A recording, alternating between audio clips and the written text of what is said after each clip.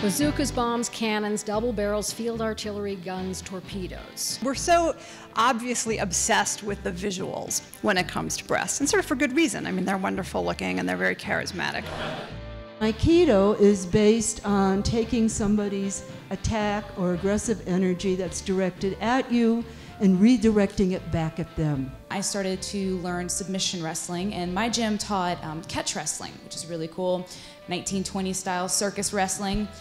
Very, very fun, very mean. Perhaps we should look at feminist blogging as an extension of, or maybe a 21st century version of consciousness raising. Now on my blog, for the first 3.5 years of its existence, I was in the closet as a mother. I think this is what we are always going to face in an online world, is what are people hiding versus what are they showing, and then how do you navigate the reality that there's probably two different selves you're dealing with.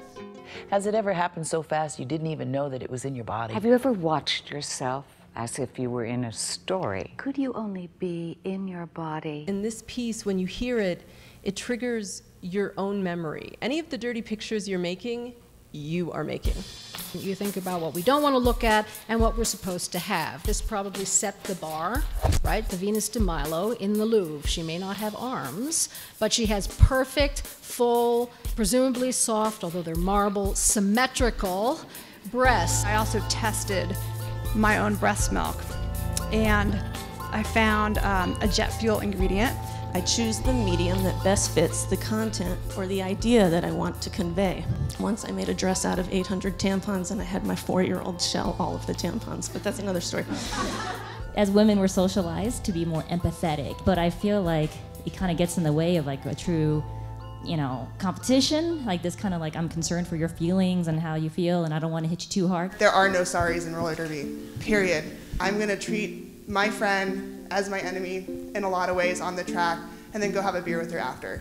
I mean, that's just how we roll. Like, that's literally how we roll. So, I want to ask all of you about your engagement with commenters and how you've dealt with attacks on you personally. From the perspective of a journalist, it just doesn't necessarily work to go down every commenter and tell them each to go fuck themselves, because I know what I'm talking about. But that's how you feel. So let me ask you another question about the script and the mixing of these genres, like personal memoir, court transcripts from sex crimes, journalistic reports of rapes. Why are you colliding them? Part of what's happening in this piece is that I'm saying at a certain point all these things do collide, they just become the same.